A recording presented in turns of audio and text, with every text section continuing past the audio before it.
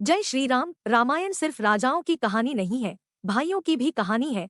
और भाइयों के बीच संपत्ति को लेकर झगड़े की भी।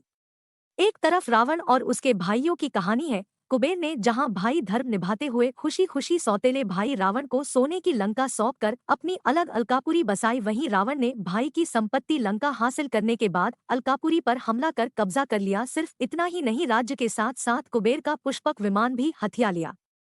विभीषण को सच शिक्षा देने पर लात मारकर संपत्ति से बेदखल कर दिया। पराई स्त्री को हासिल करने के लिए भाई कुंभकर्ण को युद्ध भूमि में मरने के लिए भेज दिया। दूसरी तरफ बाली है, जिसने न केवल सगे भाई सुग्रीव को राज्य से निकाला बल्कि उसकी हत्या करने का प्रयास भी किया। उसकी पत्नी तारा को भी हथिया लिया। रावण और बाली दोनों ने भ्राता धर्म का पालन नहीं किया। तीसरी तरफ श्री राम है, जिन्होंने पिता की इच्छा पर संपत्ति पर अधिकार छोड़ दिया।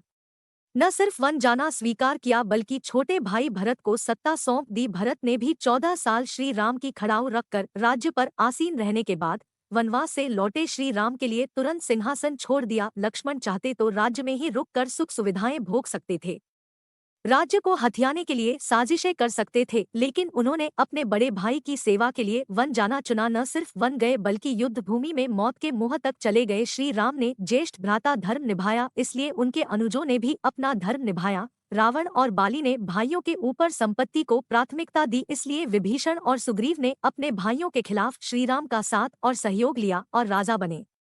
लक्ष्मण ने सिर्फ एक गलती की, एक स्त्री की नाक कटकर दी और उसके बाद प्रभु श्रीराम के जीवन में कभी खुशियां नहीं टिकी। सीता हरण हुआ, रावण से युद्ध हुआ, सीता पर कलंक लगा, सीता त्याग हुआ, अपने ही पुत्रों से युद्ध करना पड़ा। रावण के पास एक भाई था जो सोता ही रहता था, श्रीराम के पास एक भाई था जो सोता ही नहीं था। That's what made the difference. संपत्ति कभी भी भाई से बढ़कर नहीं होनी चाहिए, क्योंकि भाई वहां खड़े होते हैं जहां मैटर बड़े होते हैं।